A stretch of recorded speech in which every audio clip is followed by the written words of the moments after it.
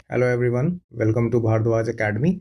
और हम जैसे कि पिछले दो लेक्चर्स में हमने एडवेंट ऑफ यूरोपियंस पे बात करी और हमने उसमें देखा कि कैसे यूरोप में क्या उस समय के प्रिवेलिंग सोशियो इकोनॉमिक कंडीशंस थे और ऐसे क्या सर्कमस्टांसेस अराइज हुए यूरोप में, जिसके कारण उन्हें एक नए सी रूट ढूंढने की तलाश करनी पड़ी इंडिया की ओर एंड ट्रेड करने के लिए। एंड फिर हमने ये भी देखा कि क्यों ये पोर्तुगीज ही थे वो पहली यूरोपियन कंट्री बनी जो इंडिया की ओर आई। और इसमें ही हम आगे की ओर कंटिन्यू करेंगे और देखते हैं कि कैसे यूरोपियन के बीच एक स्ट्रगल और कंपटीशन था इंडिया में की और सी ढूंढने में। और हम फिर आगे डिस्कस करेंगे वास्को डी गामा पे बात करेंगे और लेक्चर्स में, और फिर आगे भी उसके आगे को डिस्कस करेंगे वो वॉइसरॉयज एंड पोर्तुगीज के वॉइसर पे हम लोग डिस्कशन करेंगे, फिर उनके एम्पायर पे भी आगे डिस्कशन होगी। So let's begin the class. तो जैसे कि मैंने आपको बताया कि यूरोपियंस के बीच एक स्ट्रगल और कंपटीशन थी एक इंडिया में जो सी रूट ढूंढने में। और बेसिकली दो स्पेन और पुर्तगाल के बीच में ही ये कंपटीशन था। और इसमें हम देखेंगे कि पुर्तगाल में से बार्थोलोमा डियाज ने सबसे पहले केप ऑफ गुड होप इसने डिस्कवर किया 1488 में। और फिर वास्को डी गामा इसी रास्ते से इसी का हेल्प लेते हुए वास्को डी गामा ने केप ऑफ गुड होप होते हुए 1498 में कैलिकट इंडिया की खोज की, नए sea route through a new sea route Calicut India. और अगर हम स्पेन की बात करें तो स्पेन में कोलंबस निकला तो था वैसे ये इंडिया की खोज करने, और बट ये पहुंच गया था करीबियन आइलैंड अमेरिका में। और ये क्योंकि निकला था ये इस अपने निकल के ये वेस्ट की ओर गया था, इसलिए ही इसने अपने आप को डिफ्रेंशिएट करने के लिए इसने ईस्ट ईस्ट से डिफ्रेंशिएट करने के लिए इसने जहाँ ये पहुंचा उसको नाम दे दिया था इसने वेस्ट इंडीज। तो ये वेस्ट की ओर गया था इसलिए ही इसने इसे वेस्ट का नाम दिया, West Indies, to differentiate it from the East Indies की ईस्ट की ओर नहीं गया है। इसको थोड़ा सा समझने की कोशिश करेंगे। और ये इसने 1492 में अमेरिका की खोज की थी। तो इन दोनों स्पेन एंड पुर्तगाल के बीच क्या हुआ, एक अब ये दोनों डिस्कवर्ड लैंड के में इन दोनों के बीच एक स्ट्रगल शुरू हुई और ये इन दोनों ने ही इस दोनों जो नए लैंड थे, नए डिस्कवर्ड लैंड थे, इस पे अपना हक जताने लगे। तो इसका ही एक कॉम्प्रोमाइज सिचुएशन 1494 में हम देखते हैं, ट्रीटी ऑफ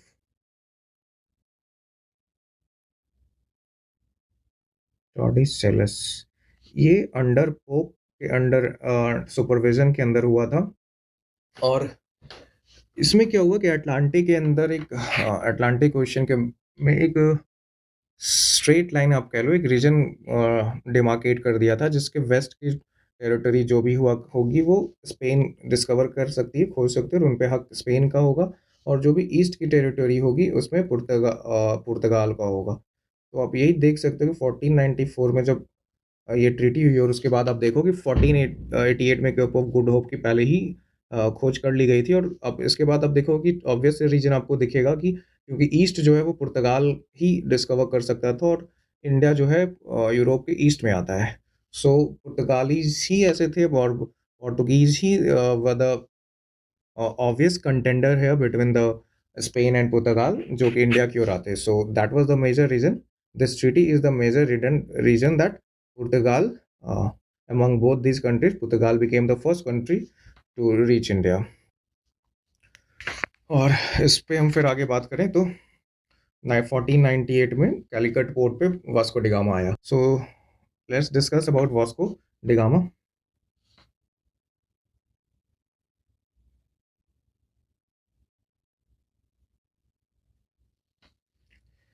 वास्को डिगामा पुर्तगाल से ये जुलाई में निकला और अराउंड जुलाई 1497 में, और ये मई 20th में 1498 को इंडिया में आया कैलकट पोर्ट पे। तो ये सबसे पहले अगर हम यहाँ पे ये कोर्स देखने की कोशिश करें कि इसने रूट क्या फॉलो किया था और क्या क्या इसे प्रॉब्लम्स फेस करनी पड़ी थी, तो ये पहले ही हमने देखा कि ये केप ऑफ गुड होप की खोज कर ली गई थी। So they were knowing to reach the southern tip of Africa. So वहाँ तक तो उन्हें पता था कि अफ्रीका तक कैसे पहुँचने का है, लेकिन उसके आगे की जर्नी इन्हें नहीं मालूम थी कि अफ्रीका से फिर इंडिया को कैसे आया जाए। तो वास्को डी गामा पहले पुर्तगाल से जब इसका निकला, फिर ये वेस्ट अफ्रीका होते हुए, और ये कोस्ट से सट के ही ये लोग चल रहे थे, वेस्ट अफ्रीका से होते हुए सदर्न टिप को पहुंचा, southern tip of Africa which is Cape of Good Hope. और केप ऑफ गुड होप पे से यहाँ से ही इसकी जो है वो जर्नी मेजरली इंडिया के लिए शुरू होती है। तो ओ, और अगर हम बात करें तो ये directly Cape of Good Hope से इंडिया की ओर नहीं आता है, बल्कि ये फिर केप ऑफ गुड होप से नॉर्थ की ओर ट्रैवल करता है वाया मोजाम्बिक चैनल होते हुए, और ये मोजाम्बिक में भी रुकता है, और उसके बाद फिर ये केनिया में भी स्टे लेता है। और फिर कीनिया से हम देखते हैं कि ये यहाँ से एक गुजराती मर्जेंट के हेल्प से, जिसका नाम अब अहमद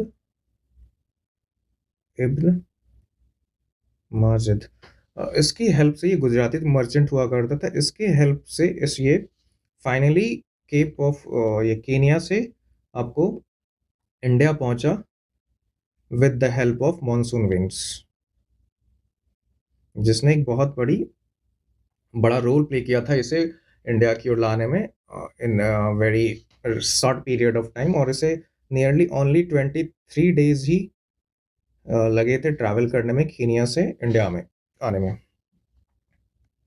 और शायद अगर इससे हेल्प नहीं मिली हुई होती तो शायद ये इतनी जल्दी इंडिया पहुंच भी नहीं पाता, या फिर कौन जानता था ये कभी इंडिया पहुंच नहीं पाता। आप अगर देखोगे, अगर आप इसकी जर्नी को देखोगे, तो आप देखोगे कि कैलिकट पोर्ट पे ये 20 मई को आया। मैं आपको बस यहाँ पे रोल प्ले दिखा रहा हूँ कि मानसून विंड्स का इसके जर्नी में कितना अहम रोल था। तो 20 मई को ये इंडिया को आया था। और आप देखोगे कि जो मानसून विंड्स हैं वो अफ्रीका से इंडियन कोस्ट की ओर अराउंड अप्रैल से सितंबर की ओर में ब्लो करती हैं। सो इसकी मदद से ये काफ़ी आराम से इंडिया की ओर पहुंच पाया, और इसमें इसकी मदद करी थी ये मर्चेंट ने। तो मानसून विंड्स का हेल्प इंडियन मर्चेंट्स और एबियन मर्चेंट्स बहुत पुराने टाइम से, एंशिएंट पीरियड से ही लेते आ रहे थे, और इसकी मदद से हम बहुत ही जगह Africa, Europe and west Arabian countries से काफ़ी ट्रेड किया करते थे। सो हम लोग तो बहुत पहले से ये चीज़ के बारे में जान रहे थे, लेकिन अ, अब जाकर बिकॉज ऑफ वास्को डिगामा अब जाके यूरोपियंस को इसके बारे में जानकारी मिली।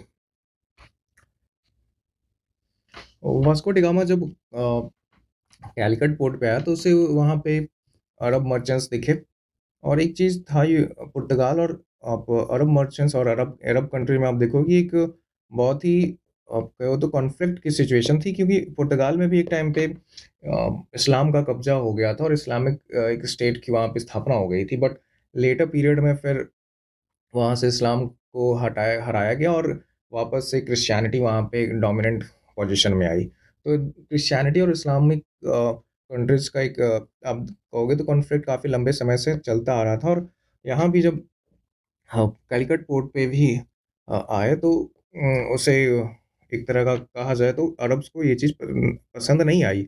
Even Cape of Good Hope पे और अफ्रीकन कोस्ट पे भी वास्को डी गामा को कॉन्फ्लिक्ट और बैटल्स, छोटी-मोटी झड़प हुई थी अरब्स के साथ। और जब ये इंडिया में आया तो ऑब्वियस सी बात है, अरब्स तो डेफिनेटली, जो अरब आज तक एक मोनोपोली क्रिएट किए हुए थे यूरोपियंस के साथ ट्रेड में, जो कि अब एक डायरेक्ट सी रूट ढूंढ लेने से वो मोनोपोली के टूटने की संभावना थी। तो they will definitely not like this. तो अरब्स कहीं ना कहीं इन्हें नापसंद जब कर रहे थे, बट जमोरिन ने इन्हें वेलकम किया, और काफ़ी ज़्यादा पॉम्प और के साथ इनका वेलकम, काफ़ी ढोल नगाड़ों के साथ इनका वेलकम हुआ, और बुलाया गया इन्हें अपने, फिर काफ़ी अच्छे से इन्हें रखा गया और वेलकम किया गया।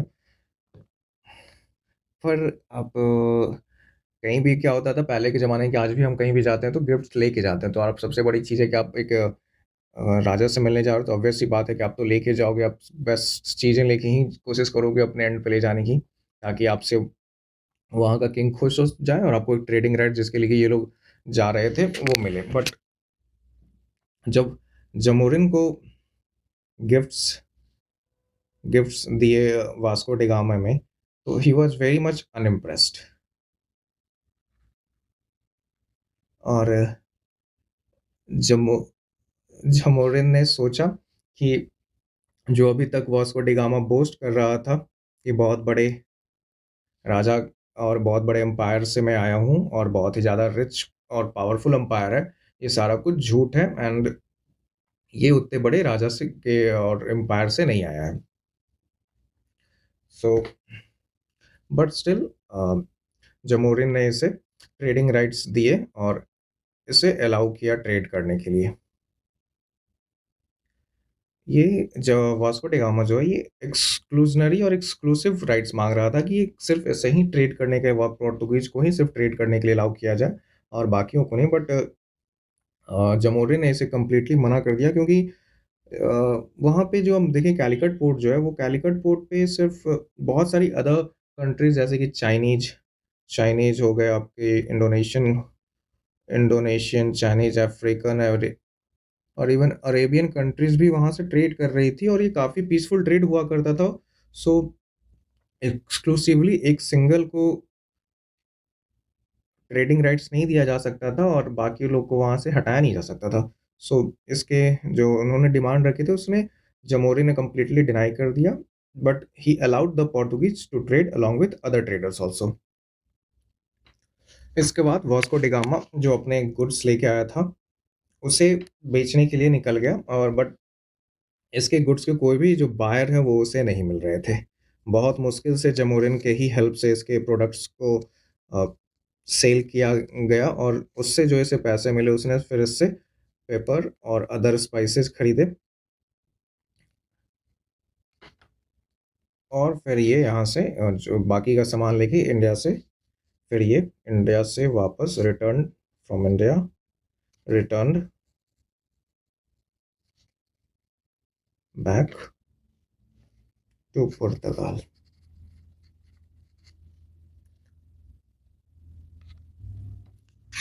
और जब एक चीज़ बहुत ही इंटरेस्टिंग सिचुएशन क्या हुई, जब वास्को डी गामा पुर्तगाल से इंडिया आया और फिर इंडिया से वापस जब ये पुर्तगाल गया तो इसने क्या देखा कि कोई भी ऐसी शिप नहीं थी पूरे इस रूट में जो कि इन्हें किसी भी हालत में इन्हें टक्कर दे पाए और इनके शिप से बहुत ज़्यादा स्ट्रांग हो। तो और इसने तो इसने कहा क्या पाया कि पोर्तुगीज शिप जो है वो किसी को भी कैप्चर कर सकती है और कोई भी पोर्तुगीज को अपोज नहीं कर सकता इस पूरे रूट में। तो इस सिचुएशन के साथ इसने फिर जब वहाँ के रूलर को बताया ये सारी चीज़ें, तो फिर हम देखते हैं कि पोर्तुगीज का सेकंड एक्सपेडिशन इंडिया को की ओर आया जो कि पेड्रो अल्वारेज कैब्रल। ये 1500 में ये in the month of September, again ये भी देखो आप देखो ये पीरियड देखो तो ये मानसून मानसून विंड्स का पीरियड है। तो फिर उन्होंने मानसून के ही हेल्प से ये फिर वापस इंडिया में आया है और ये फिर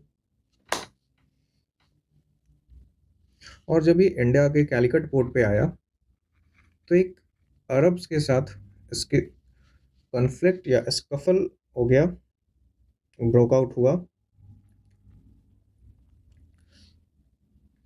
जिसके बाद कैब्रल ने क्या किया कि ही bombarded Calicut for nearly 2 days और वहाँ बिल्कुल ही कोस्टल एरिया को कम्प्लीटली इसने तहस नहस डिस्ट्रॉय करके रख दिया था। बहुत सारे लोग मरे जो भी घर, क्योंकि उस समय वुडन हाउसेज हुआ करते थे बहुत सारे अगल कोस्ट के बगल में, तो जिसके कारण वो सारे जला दिए और बहुत लोग की भी मृत्यु हो गई, जिसके कारण रिलेशंस जो है विथ जमोरिन जो है ये कम्प्लीटली डिस्ट्रॉय हो गया और टर्न्ड सावर।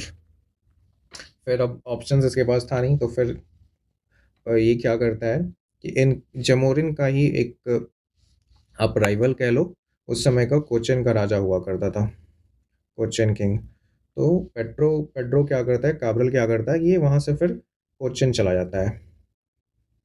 कोचेन जाने के बाद फिर वहाँ के राजा से इसने फिर एक ट्रीटीज करता है और वहाँ का राजा इसे अलाउ कर देता है टू एस्टैब्लिश अ फैक्ट्री।